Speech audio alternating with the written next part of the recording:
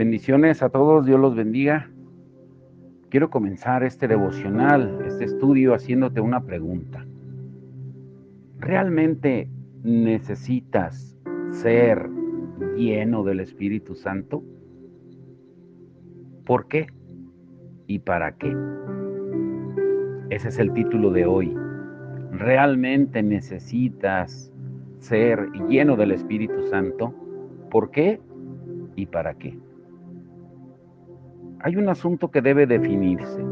Debemos estar seguros de que necesitamos ser llenos del Espíritu. ¿Por qué nos interesa tanto este tema? Has recibido a Jesús, te has convertido, tus pecados te han sido perdonados, has tomado algún curso del Nuevo Testamento, sabes que tienes vida eterna y que ningún hombre te puede arrebatar de la mano de Dios. Entre tanto, la estás pasando en grande de camino al cielo. Pero ¿estás seguro de que no puedes seguir como vas? ¿Sientes que no puedes resistir más el desaliento? ¿Sientes que ya no puedes obedecer a las Escrituras? Entender la verdad, llevar fruto y vivir en victoria, sin una medida más grande del Espíritu Santo de la que conoces en este momento. Si no has logrado llegar ahí, no sé si haya algo más que se puede hacer. Desearíamos que fuera así. Desearíamos poder quitar lo que llevamos sobre la cabeza y derramar sobre nosotros el santo aceite de Dios. Pero no podemos. Solo podemos hacer lo que hizo Juan el Bautista cuando señaló a Jesús y dijo en Juan 1:29, He aquí el Cordero de Dios que quita el pecado del mundo. Y luego Juan desapareció de la escena. Después de eso, cada cual era responsable de su propia búsqueda. Cada cual tenía que acudir al Señor Jesucristo y recibir la ayuda de Cristo por sí solo. Ningún hombre me puede llenar. Ningún hombre te puede llenar a ti. Podemos orar los unos por los otros, pero yo no puedo llenarte y tú no puedes llenarme en tu vida. Este anhelo de ser lleno debe volverse vehementemente en cada uno de nosotros. Si hay algo en tu vida que es más grande que tu deseo de ser un cristiano lleno del Espíritu, nunca serás un cristiano lleno del Espíritu hasta que esto se haya resuelto. Si hay algo en tu vida más apremiante que tu anhelo de Dios, pues nunca serás un cristiano lleno del Espíritu. Yo he conocido muchos cristianos que han estado esperando para ser llenos de una manera difusa durante muchos años. Y la razón por la cual no han sido llenos con el Espíritu Santo es porque hay otras cosas que anhelan más. Dios no entra de repente en un corazón humano a menos que sepa que Él es la respuesta y el cumplimiento del anhelo más profundo e intenso de esa vida. Te vuelvo a repetir, si hay algo en tu vida más apremiante que tu anhelo de Dios, nunca serás un cristiano lleno del Espíritu. Consideremos ahora el hecho de que nadie ha sido jamás lleno del Espíritu sin antes haber experimentado un periodo de turbación y ansiedad. Podemos verificar esto en el relato bíblico, en épocas posteriores a la Biblia, en la historia de la Iglesia y en los relatos biográficos de la experiencia personal de muchos cristianos. Y creo que coinciden en que nadie ha sido jamás lleno del Espíritu Santo sin antes haber experimentado un periodo de turbación y ansiedad. El pueblo de Dios es como los niños pequeños. Simplemente quieren ser felices. Quieren que el Señor les dé un sonajero y los deje reír y ser felices. Y van a hacerlo de todas maneras, pero los felices niñitos de Dios rara vez son llenos del Espíritu Santo. Dios no puede llenarlos porque no están preparados para morir a las cosas en las que han puesto sus propios valores. Dios quiere que sus hijos sean alegres, pero no se trata de la felicidad barata de la carne, sino del gozo del Cristo resucitado. En términos generales, parece cierto que un cristiano que no ha sido lleno del Espíritu desde su conversión no ha experimentado el verdadero gozo cristiano.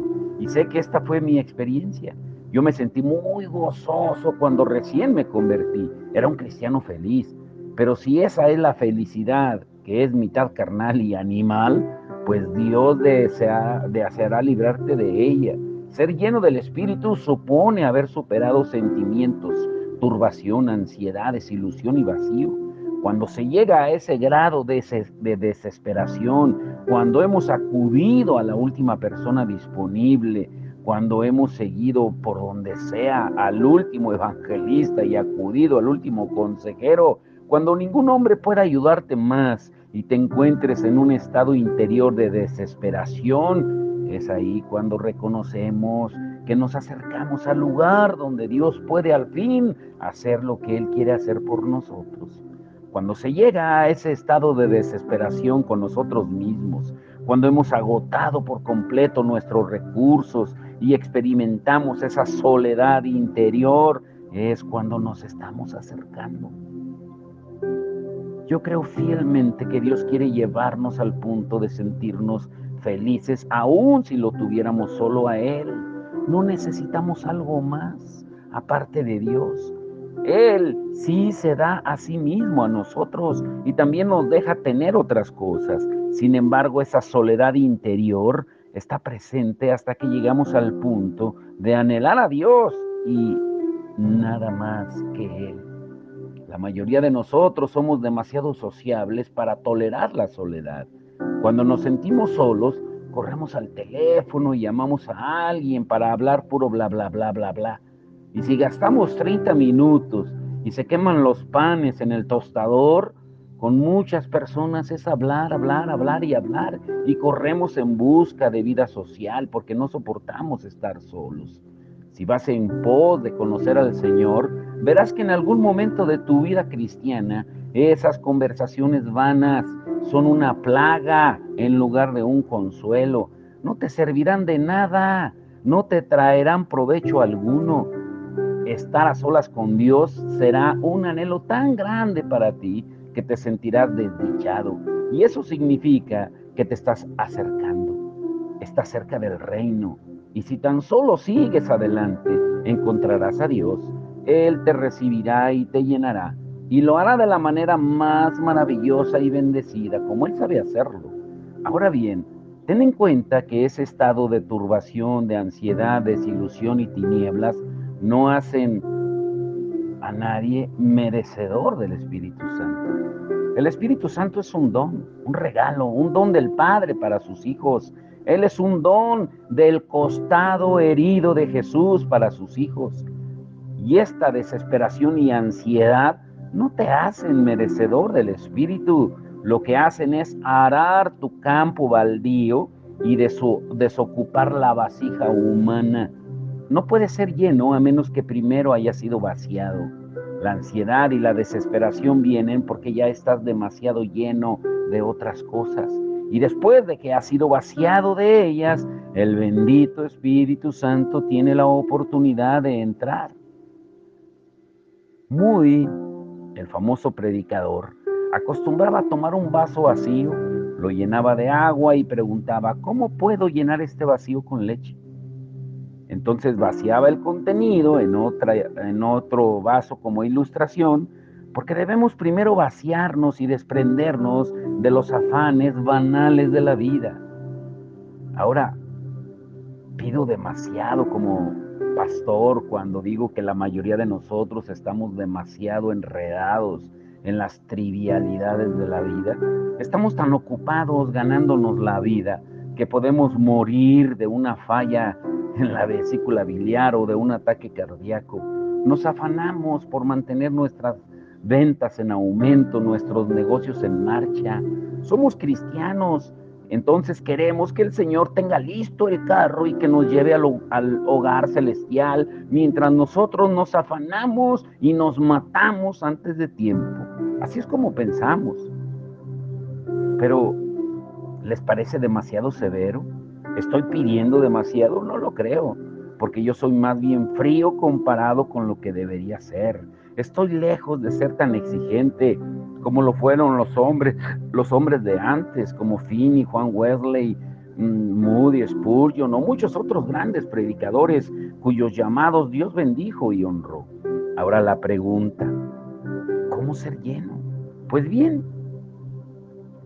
Acabamos de ver los requisitos que debemos cumplir y realmente son parte de la respuesta a la pregunta de tantos: ¿cómo puedo ser lleno del Espíritu Santo de Dios? Veamos 4 pasajes bíblicos acerca de cómo ser lleno del Espíritu. Y ni un arcángel del cielo podría hacer algo más aparte de señalarte el pasaje y decir: cree la palabra de Dios. Número 1, presenta tu vasija. Romanos 12, 1 al 2 dice: así que, hermanos, os ruego por las misericordias de Dios que presentéis vuestros cuerpos en sacrificio vivo, santo, agradable a Dios, que es vuestro culto racional. No os conforméis a este siglo, sino transformaos por medio de la renovación de vuestro entendimiento, para que comprobéis cuál sea la voluntad de Dios agradable y perfecta. Presenta tu cuerpo, es decir, presenta tu vasija. Eso va primero.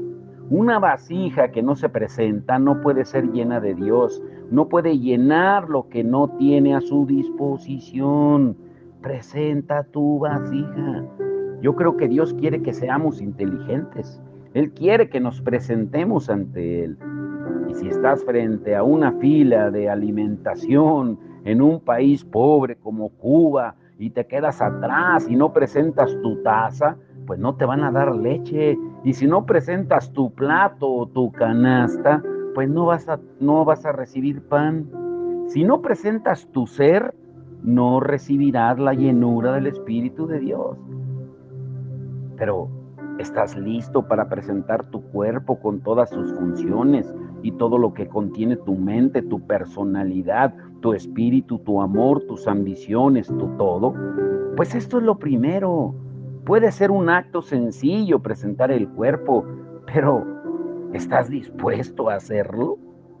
Número 2, debes pedir.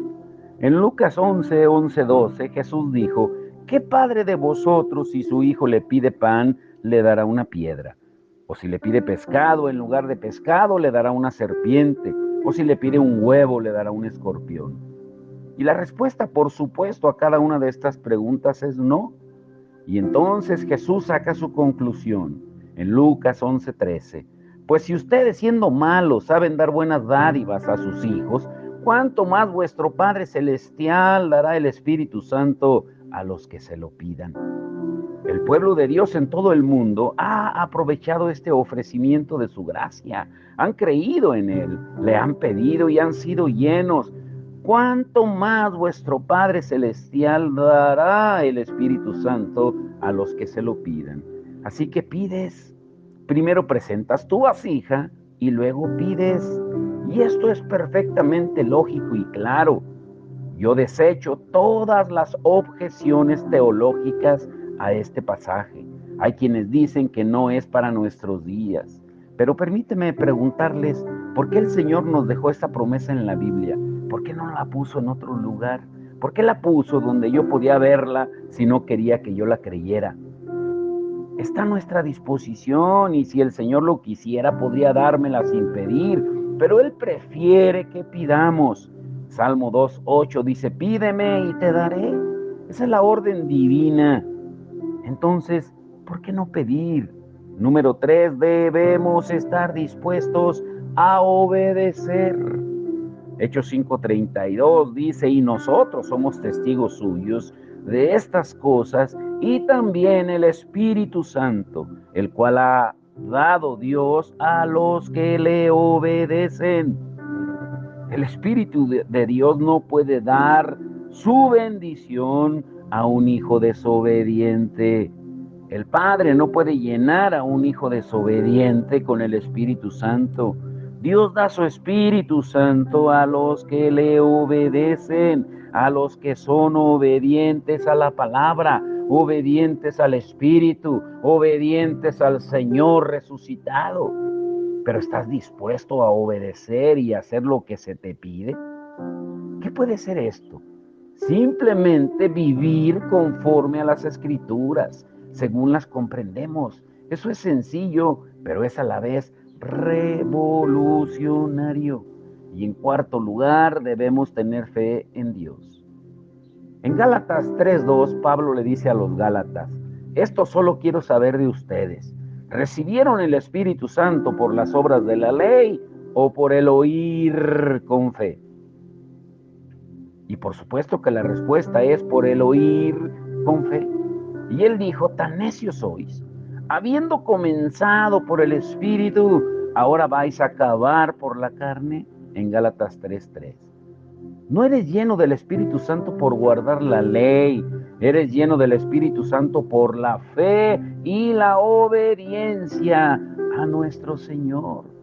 Me refiero a que Él viene y llena por completo nuestro cuerpo, nuestra mente, nuestra vida y nuestro ser, que ocupa toda nuestra personalidad, adueñándose amorosamente de ella, a fin de que podamos ser morada de Dios en el Espíritu. Ahora recapitulemos ahora lo que hemos estudiado. Cada cristiano tiene una medida del Espíritu Santo y eso es indiscutible. Romanos 8:9 dice: si alguno no tiene el Espíritu de Cristo, pues no es de Él. Así que Él nos ha dado un depósito del Espíritu Santo. Hemos meditado en la llenura y la plenitud y la unción del Espíritu Santo. La palabra unción es lo que queremos subrayar en este momento. La unción no es un proceso gradual. Ungir es un término del Antiguo Testamento y un acto que se llevaba a cabo derramando aceite sobre la cabeza de un individuo. Cuando se derramaba aceite sobre la cabeza de alguien, no era un proceso gradual. Cuando ungían a alguien, inclinaban el recipiente y derramaban el aceite y descendía desde la cabeza hasta el borde de las vestiduras. Todas las personas a varios metros a la redonda sabían qué clase de aceite se había derramado sobre esa persona, porque se usaban aceites aromáticos de incienso, mirra, aloes, casia y canela. Perfumaba todo a su alrededor con una fragancia exquisita y no sucedía gradualmente, sucedía de manera inmediata, como lo estudiamos ayer. El problema es que no queremos pasar por la experiencia de ser llenos del Espíritu.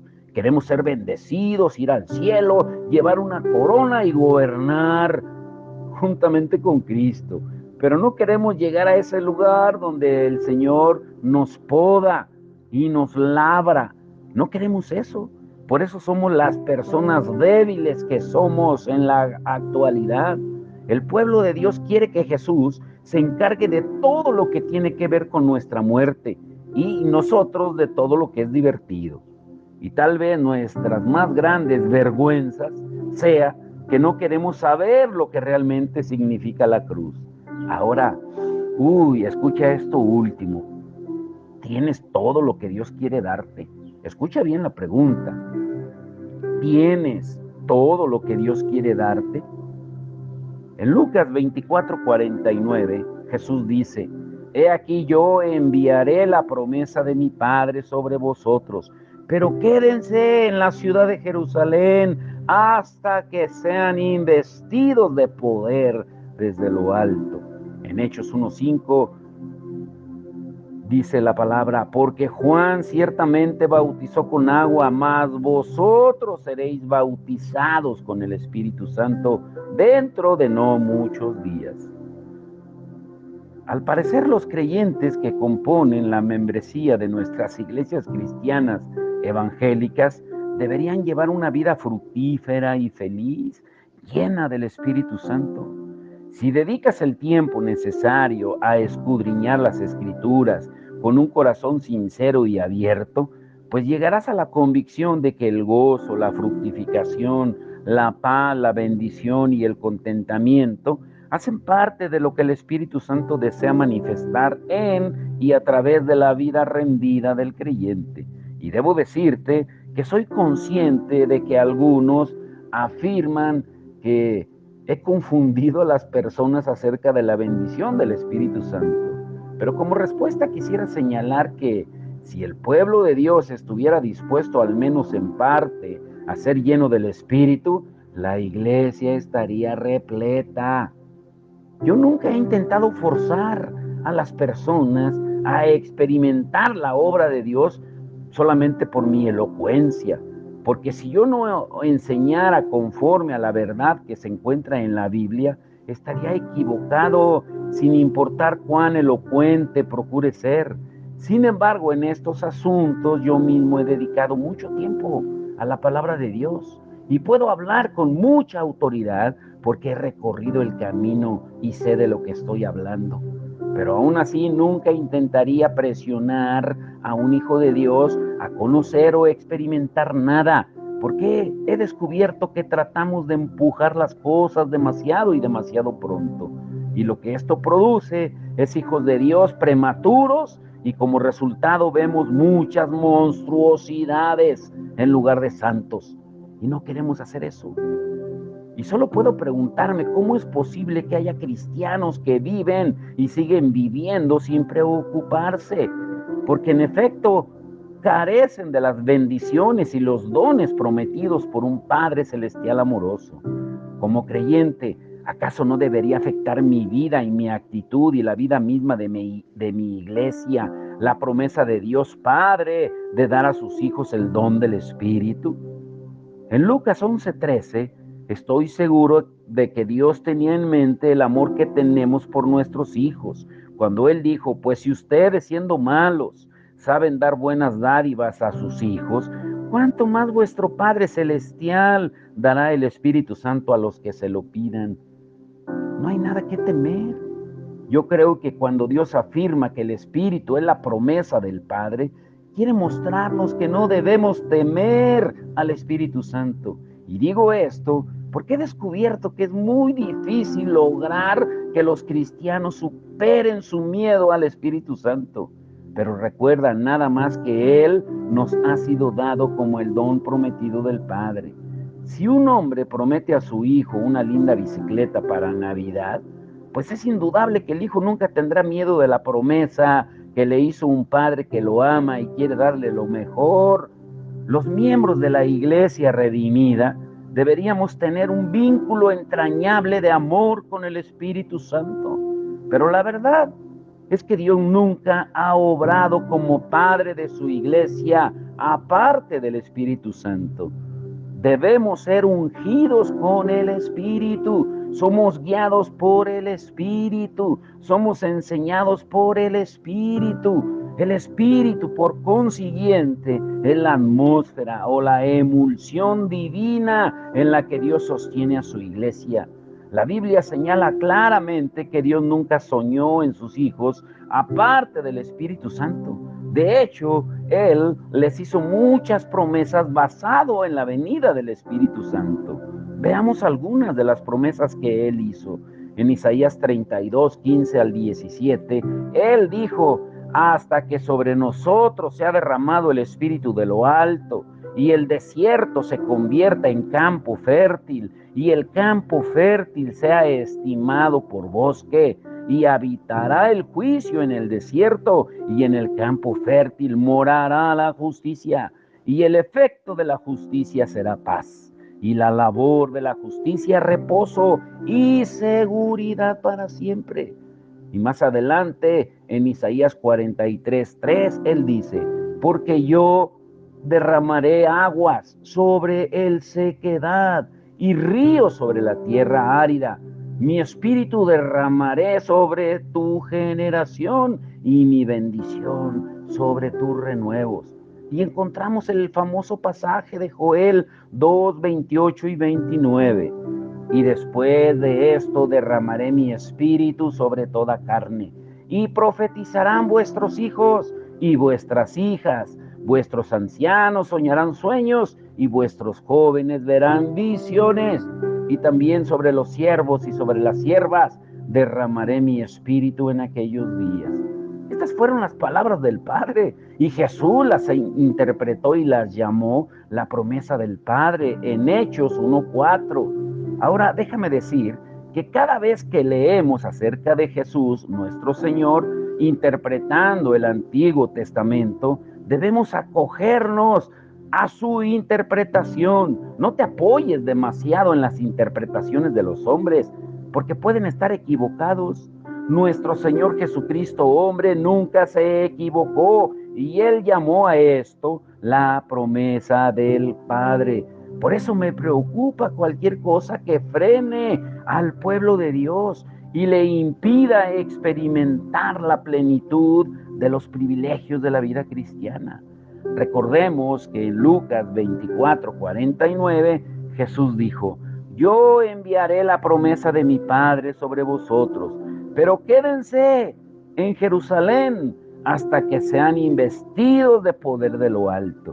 Y también vemos que Jesús interpretó esto en los capítulos 14, 15 y 16 del Evangelio de Juan, cuando habló acerca del Espíritu Santo y de su venida a la iglesia. Pero debemos entender que hay 3 periodos. Debo señalar aquí que al leer los Evangelios, el libro de los Hechos y las Epístolas, podemos discernir fácilmente 3 periodos que atañen al Espíritu Santo y su obra en la iglesia. Número 1, la promesa. Primero es lo que podemos denominar el periodo de la promesa, desde Juan el Bautista hasta la resurrección de Cristo. Y en ese periodo de 3 años, los discípulos fueron llamados, enviados y enseñados en el mejor seminario bíblico del mundo, porque no existe ninguno que se le compare y donde Jesús sea el profesorado completo. Ellos no obtuvieron un diploma que pudieran enmarcar y poner en la pared, pero sí tenían uno en su interior. Y amaron a Cristo nuestro Señor, lo amaron en vida, lo amaron en su muerte y lo amaron resucitado. Ahora bien, en este tiempo solo tenían una promesa. Jesús les había dicho y les había enseñado que existía una clase de vida que ellos iban a experimentar, no en sentido poético, psíquico ni físico. Iba a ser una inspiración divina procediente de lo alto, algo que vendría a ellos desde un mundo más allá, por encima de los límites de su ser, al lugar más sagrado, a lo más íntimo de su espíritu. El consejero viviría ahí, les enseñaría, los guiaría, los haría santos y les daría poder. Jesús enseñó todo eso hasta el final. Y cuando se acercaba el final de su vida terrenal, intensificó su enseñanza, como lo revelan los capítulos 14, 15 y 16 del Evangelio de Juan. Y les habló acerca de la existencia de un tipo de vida nuevo y superior. Y les dijo que serían investidos, que vendría un derramamiento de energía, de poder espiritual. Y luego los dejó. Ahora, quédate con esto. Mañana concluiremos con los otros 2 puntos. No quiero ir de carrera. Aquí no se trata de correr, se trata de llegar a la meta. Porque, mañana el título nos va a estremecer. Pero quédate con esto. ¿Sabías que si fuera posible reunir hoy una congregación tan espiritual como los discípulos antes de Pentecostés, sentiríamos que tenemos una iglesia intensamente espiritual?